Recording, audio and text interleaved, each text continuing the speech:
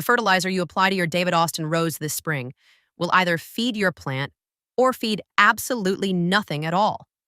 The difference has nothing to do with which product you use. It has everything to do with what's living in your soil. Most rose fertilizer advice treats the plant like a machine. Pour in nutrients, get blooms out. But a David Austin rose in healthy organic soil doesn't work that way. It works in partnership with bacteria, fungi, mycorrhizal networks, and billions of microbial organisms that intercept nutrients, transform them, and deliver them directly to the root system in a form the plant can actually use.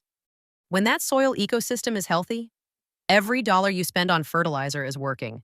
When it isn't, you could pour the most expensive organic product on the market onto your roses every week and see almost no response. Today, the complete organic feeding system for David Austin roses in zone 5 to 6. What to apply, when to apply it, exactly how much, and how to build the living soil foundation that makes every single application more effective than the last. This is not a product list. This is a biological system. And once you understand how it works, you'll never fertilize your roses the same way again. Why organic feeding is different. There is a fundamental difference between synthetic fertilizers and organic fertilizers that most gardening content never explains properly. Synthetic fertilizers deliver nutrients in a form the plant can absorb immediately, water-soluble salts that enter the root system directly.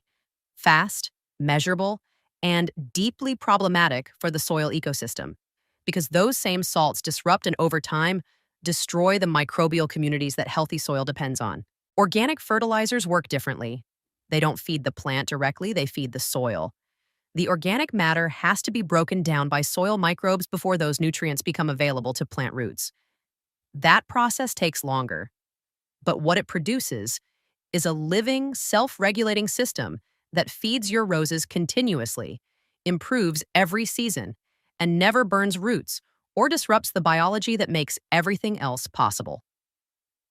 Here's the diagnostic test that tells you whether your soil ecosystem is healthy enough to make organic feeding work. Dig down 4 to 6 inches near the root zone of one of your DA roses. Take a handful of soil and look at it closely. Healthy organic soil has visible structure. Clumps slightly but breaks apart easily. It smells rich and earthy, and if you look carefully, you'll see threads of fungal mycelium running through it.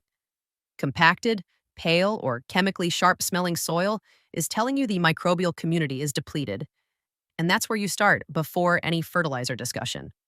One more thing before we get into the program itself. While everything in this video is calibrated specifically for David Austin English shrub roses, their feeding windows, their heavy blooming nature, their soil biology needs, the organic principles here apply to any garden rose. If you're growing hybrid teas or floribundas alongside your DA shrubs, this same system works.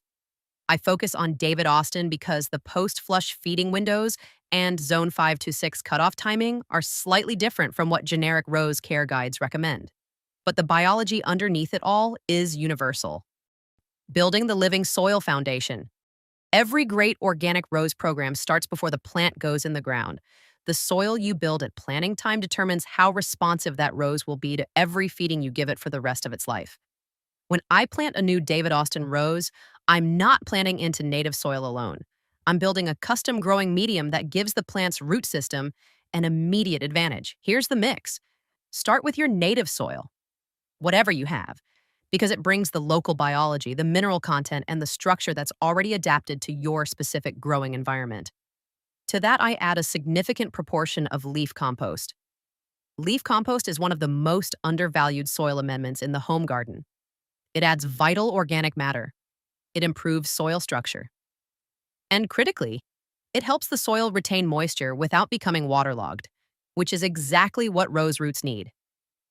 If you don't want to mix your own, premium pre-built living soil works just as well.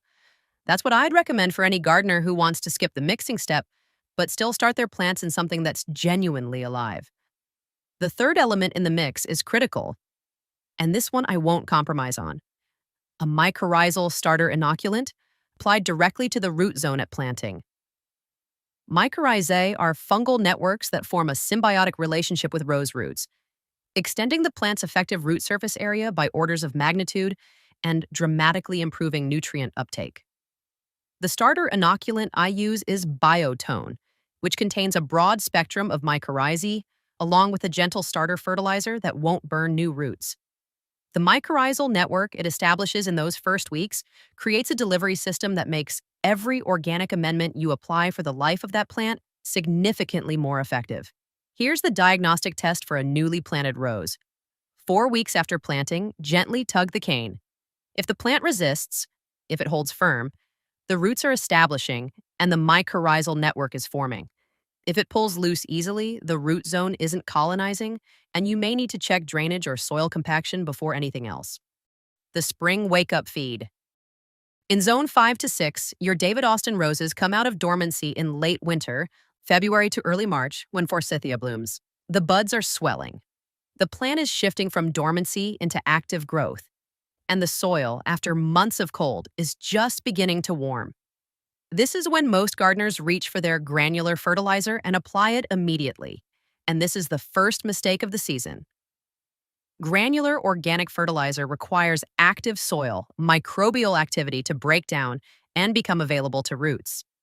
In early spring in zone 5 to 6, soil temperatures are still recovering. The microbial community is waking up slowly. Apply granular fertilizer now, and it just sits in the soil, doing almost nothing until temperatures rise enough to activate the biology. What you apply first in spring is a hydrolyzed fish fertilizer. Here's why fish fertilizer works as your spring wake-up when nothing else does. Hydrolyzed fish is cold processed. The proteins are broken down without heat, which preserves the amino acids, enzymes, and trace minerals that feed soil microbes directly. Even in cool spring soil, those compounds are biologically active. You're not just feeding the plant. You're waking up the microbial community that's going to make everything else you apply this season more effective. The brand I use is Founder's Fish Fertilizer from Heirloom. I've found it consistently outperforms others I've tried. But any high-quality, cold-processed hydrolyzed fish product will deliver the same biological result. The application rate is simple. Half a cup of fish fertilizer per gallon of water. Apply as a soil drench directly to the root zone, not the foliage, 1 gallon per established plant. Do this as a single application when forsythia blooms. Late February to early March in zone 5 to 6, late August to early September in the southern hemisphere, and then move into your monthly program from that point forward. The smell will be significant. That is normal. That is the biology working. Within 2 to 3 weeks, you will see a noticeable response in bud development and the speed of early spring growth. The monthly organic program. From the spring wake-up feed forward, your David Austin roses go on a monthly program using 2 products in combination: a hydrolyzed fish fertilizer and a complete organic granular rose food. These 2 products work together in a way that's worth understanding biologically. Because once you understand why they're paired, the whole program makes sense. The granular I use is Rose Tone by Espoma, a 4-3-2 NPK formula that includes feather meal, alfalfa, bone meal, green sand, and a proprietary microbial blend. That microbial component is what matters most to me. Every time you apply it, you're not just adding nutrients. You're re-inoculating the soil with biology. Combined with the fish fertilizer's amino acids and enzymes, you're running a program that feeds the plant and continuously rebuilds the living soil system underneath it. Here is the monthly application protocol. Both products, once per month, from spring wake-up through late July in zone 5 to 6, through late January in the southern hemisphere. Granular first. Apply according to package directions for your plant size. For an established DA shrub, that's typically 1 cup worked gently into the top 2 to 3 inches of soil within the drip line. Do not pile it against the cane. Water and thoroughly after application. Fish fertilizer second, same day or within a day or two. Half a cup per gallon of water, applied as a soil drench to the root zone. This immediately activates the granular you've just applied and delivers a fast available nitrogen boost while the granular amendment begins its slower breakdown process. Together, this monthly program gives your DA roses a layered feeding. Immediate availability from the fish fertilizer, sustained slow release from the granular, and continuous microbial reinvestment from both. Quick pause. If this is changing how you think about feeding your roses, hit subscribe. We go this deep every week. Let's keep going. Timing your feeds to your bloom cycles is where most gardeners leave blooms on the table. feeding around the flush cycles. The monthly program is your baseline. But David Austin roses are repeat bloomers, and the most experienced DA growers time at least one of their monthly feeds specifically around the flush cycles to maximize second and third bloom production. Here's how it works. Your first flush in early summer, June in zone 5 to 6, December in the southern hemisphere, is fueled primarily by the reserves the plant built over winter and the spring feeding program. When that flush peaks and begins to fade, plant is depleted. It has spent enormous energy producing those blooms. The 2 weeks immediately following the first flush fade are your most important feeding window of the entire season. Deadhead the spent blooms. Do your light shaping prune as we covered in the pruning video.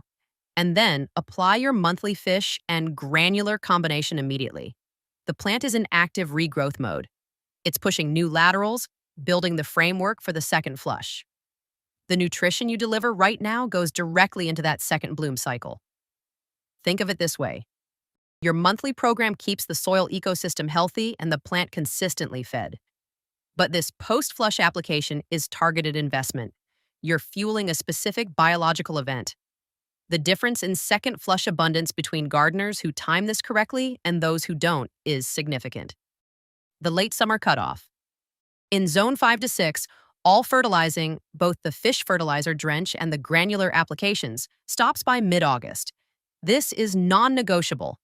After mid-August in zone 5 to 6, after mid-February in the southern hemisphere, the plant needs to begin hardening off for winter.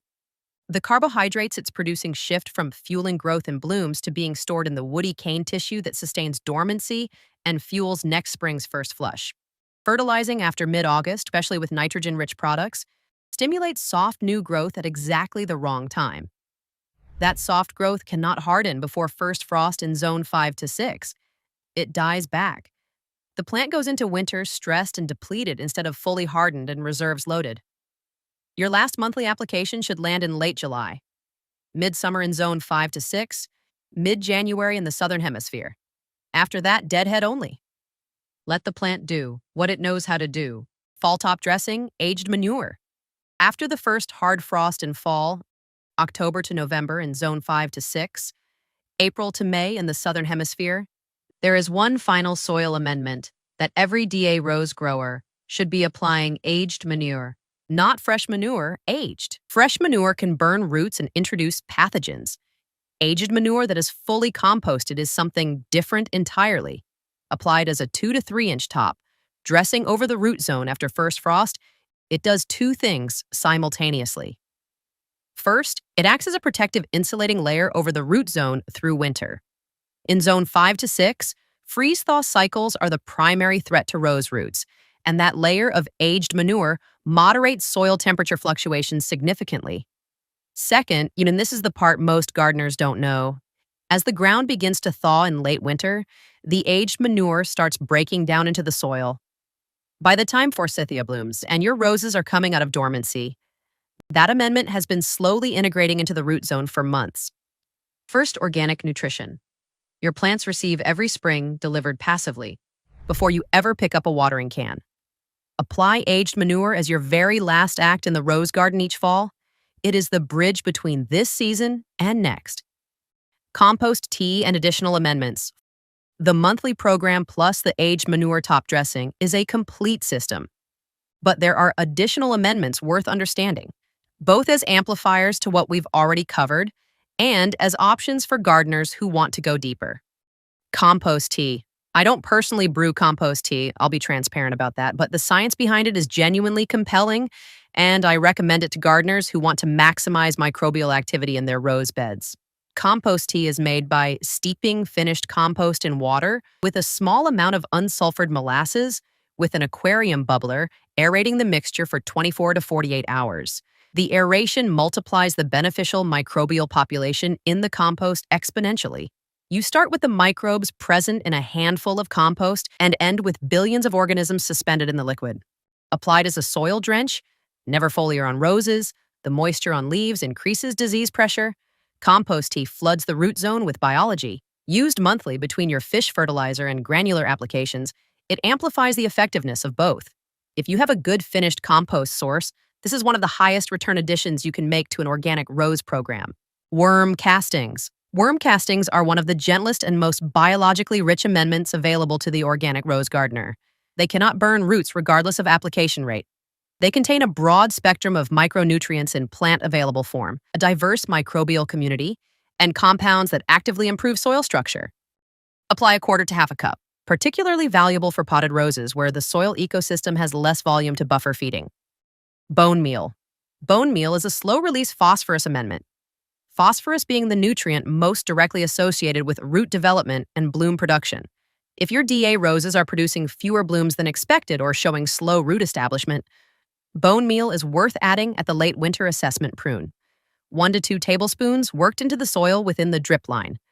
Most quality granular rose foods already contain bone meal in their formulation, but additional supplementation can make a meaningful difference in heavy blooming varieties like Munstead Wood or Princess Alexandra of Kent.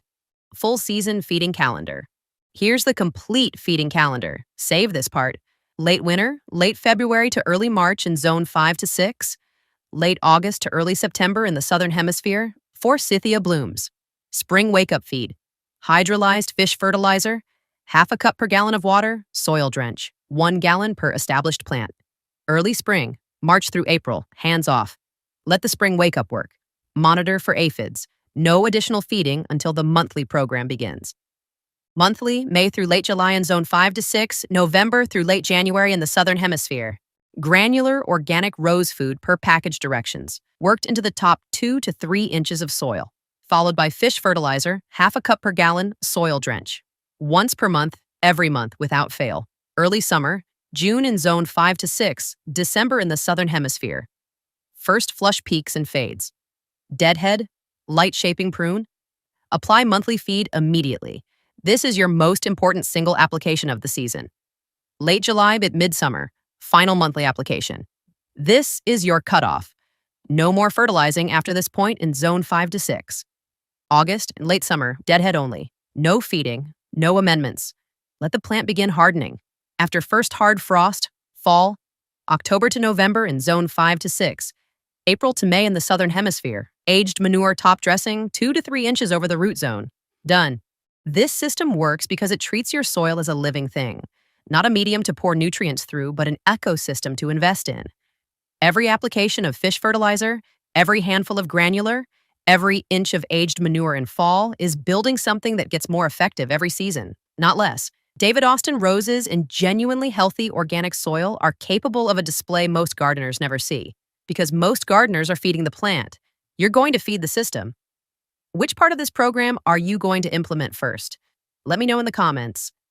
Tell me what your soil looks like right now, which DA varieties you're growing, and where you are in the season. I read everyone, and I'll tell you exactly where to start. If this gave you a complete picture of organic rose feeding you haven't had before, give it a thumbs up. And if you're on your phone, hit the hype button below. Subscribe so you don't miss the next video. Until next time, happy gardening.